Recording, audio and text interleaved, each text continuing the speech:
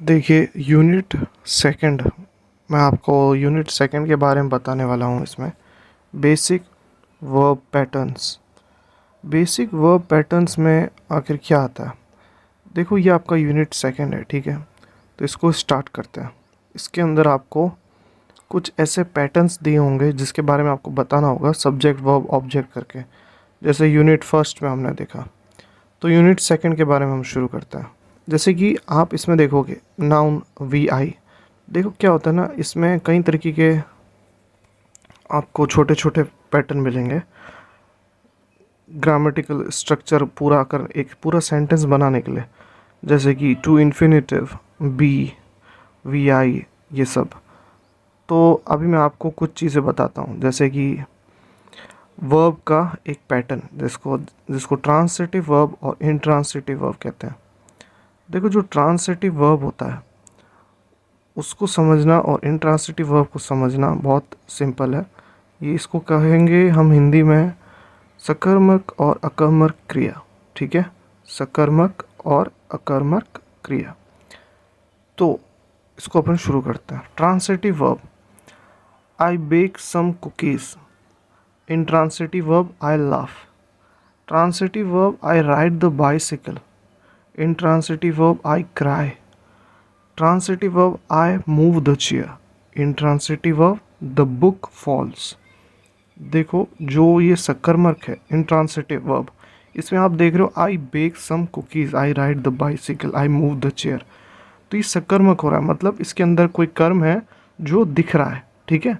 उसने क्या बेक किया? कुकीज़। उसने क्या राइड किया? बाइसिकल। उसने क्या मूव किया? चेयर। ओके, समझ में आ गया। उसने क्या बनाया? कुकीज़ बनाया। उसने क्या राइड किया? बाइसिकल। और क्या उसने मूव किया? चेयर, ठीक है।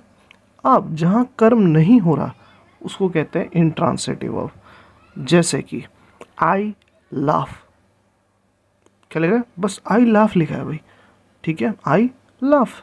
आई क्राई, द बुक फॉल्स, ठीक है। वो क्यों हंस रहा है मालूम नहीं है, वो क्यों रो रहा है मालूम नहीं है, और बुक क्यों गिरी मालूम नहीं है। इसी को कहते हैं इंट्रांसिटिव वर्ब, ठीक है। अकर्मक, वो हंस रहा है लेकिन क्यों हंस रहा है मालूम नहीं, वो रो रहा है क्यों रो रहा है मालूम नहीं, ठीक है।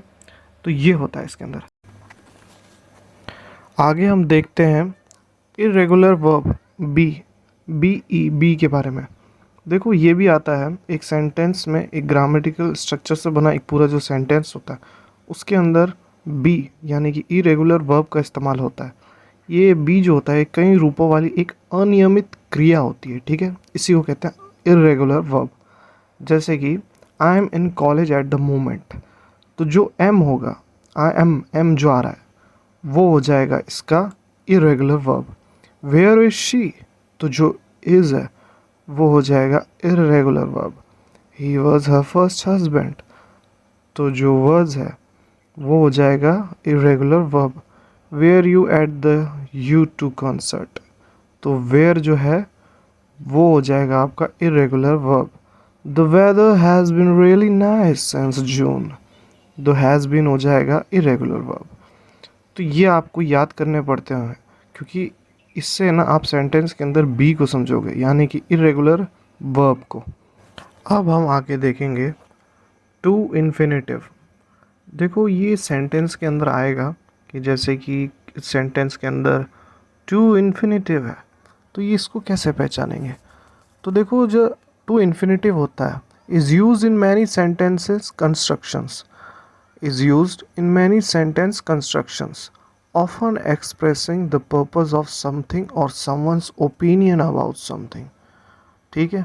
यानी कि कब से ये क्या करता है, अक्सर क्या करता है, पर्पस ऑफ समथिंग, ये क्या करता है कई वाक्य निर्माणों में उपयोग किया जाता है। अक्सर किसी चीज़ के उद्देश्य या किसी चीज़ के बारे में किसी की राय व्यक्त करना हो तो टू इन्फिनेटिव का इस्तेमाल होता है। ये सेंटेंस के आगे आएगा जब हम एक्सरसाइज शुरू करेंगे, ठीक है। एक्सरसाइज फर्स्ट, तो एक्सरसाइज फर्स्ट में हम देखते हैं point out the verb patterns in the sentences given below. Point out the verb patterns in the sentences given below.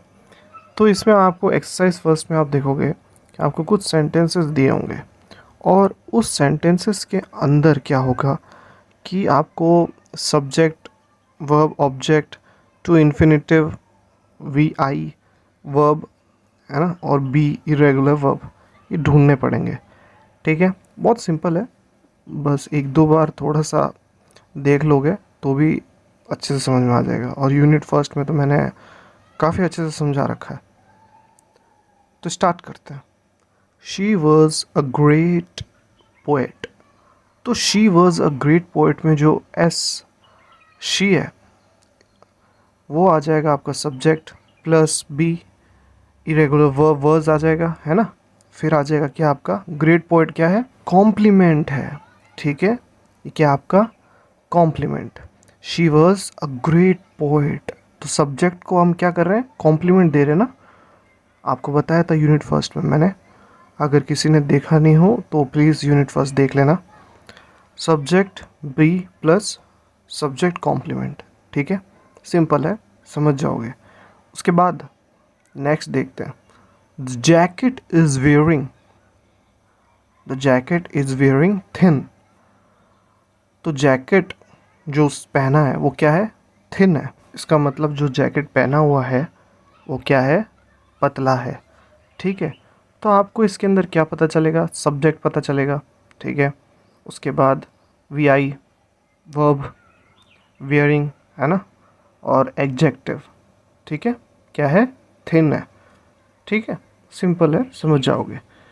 Next, he seems to be indifferent, he seems to be indifferent. ओहो, ठीक है, अब इसको कैसे समझे, देखो subject आ जाएगा, seems या फिर अपीयर, ये भी आप कर सकते हो, और टू इन्फिनेटिव, टू इन्फिनेटिव। ये क्यों आया यहाँ, देखो मैंने आपको बताया था जब भी हम सेंटेंस को कंस्ट्रक्ट करेंगे हमेशा ये होगा, हमें पर्पस दिखाना पड़ेगा, ये ओपिनियन दिखाना पड़ेगा। ठीक है, तो यहाँ क्या दिखा रहा है, he seems to be indifferent, तो यहाँ क्या आएगा, टू इन्फिनेटिव। ठीक है, एक दो बार और समझ लोगे स्टार्टिंग से लास्ट तक तो अच्छे से समझ जाओगे। नेक्स्ट देखते हैं, I prefer to wake up early, I prefer to wake up early, मुझे जल्दी उठना अच्छा लगता है। ठीक है, क्या, मुझे जल्दी उठना अच्छा लगता है।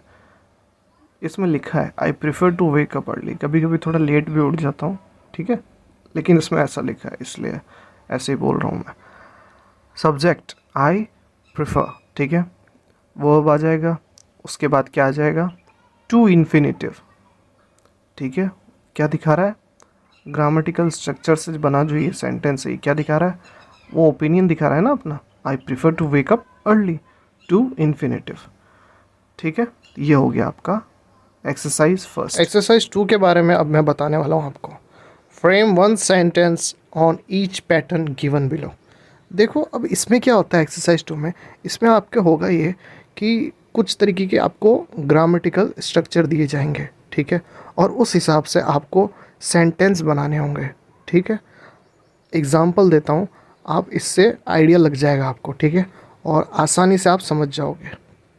तो स्टार्ट करते हैं। Frame one sentence on each pattern given below. Subject plus be plus noun pronoun. देखिए इसके अंदर जो subject be plus noun pronoun आ रहा है, इसका क्या मतलब है, आपको ये अभी ग्रामेटिकल स्ट्रक्चर मिल चुका है। ठीक है, अब इस हिसाब से आपको एक सेंटेंस बनाना है। ओके, जैसे कि ही इज़ द चेयरमैन। मैंने आपको पहले ही बी बताया कि क्या होता है ये बी, और नाउन प्रोनाउन क्या है, जैसे कि जो चेयरमैन है वो नाउन है। ठीक है, ही इज़ द चेयरमैन, और बी आपको बताया था मैंने क्या होता है, और मैंने आपको बताया था बी क्या होता है, इरेगुलर वर्ब होते हैं। ठीक है, ही इज़ द चेयरमैन, तो इरेगुलर वर्ब इसके अंदर क्या है, इज़। ठीक है, सब्जेक्ट क्या है, ही, और नाउन क्या हो गया आपका, चेयरमैन। ठीक है, तो इस तरीके से आपको एक सेंटेंस बनाना होगा। और नीचे वाला एक है, ये सिंपल है, आपके समझ में आएगा, सब्जेक्ट प्लस वर्ब। तो देखो सब्जेक्ट प्लस वर्ब, अभी ये आपको सब्जेक्ट बताना है और उसके साथ क्रिया बतानी है, जैसे कि बर्ड्स फ्लाई। ठीक है, सिंपल है, समझ में आया, बस वैसे ही। नेक्स्ट देखते हैं, subject plus verb plus two infinitive phrase. तो इसमें अब हम क्या करेंगे, तो इन्फिनेटिव फ्रेज मैंने आपको बताया था क्या होता है, ही केम टू कॉन्क्योर। तो आपको मैंने बताया था कि टू इन्फिनेटिव का क्या मतलब होता है, जैसे कि कोई पर्पस होता है, ठीक है, पूरा करने का, तो वो क्या होता है, टू इन्फिनेटिव होता है, ठीक है। जैसे कि इसमें देखो सब्जेक्ट क्या है, he came to conquer, he came to conquer, ठीक है। तो क्या करने के लिए आया वो, कॉन्क्योर, कॉन्क्योर मतलब जीतना, ठीक है। जैसे कि नेक्स्ट देखते हैं, subject plus verb plus noun या प्रोनाउन। तो ये आपके समझ में आ गया, ऊपर वाले जैसा ही था जो हमने फर्स्ट में पढ़ा था, तो वही करना है। सब्जेक्ट हो जाएगा she wrote a letter, she wrote a letter. तो इसमें क्या आ जाएगा आपका, शी सब्जेक्ट, वर्ब आ गया, लिखा उसने, क्या लिखा, लेटर लिखा, ठीक है। नाउन आ गया आपका लेटर, ठीक है। She wrote a letter, letter क्या हो गया आपका, कॉमन नाउन हो गया, ठीक है। तो ये था एक्सरसाइज 2। तो इसका कंक्लूजन ये है कि आपने जो अभी पढ़ा यूनिट 2 में, इसमें बेसिक वर्ब पैटर्न थे, ठीक है। Transitive verb, intransitive verb, be जैसे वर्ब, इरेगुलर वर्ब। तो आपको टू इन्फिनेटिव के बारे में पता चला।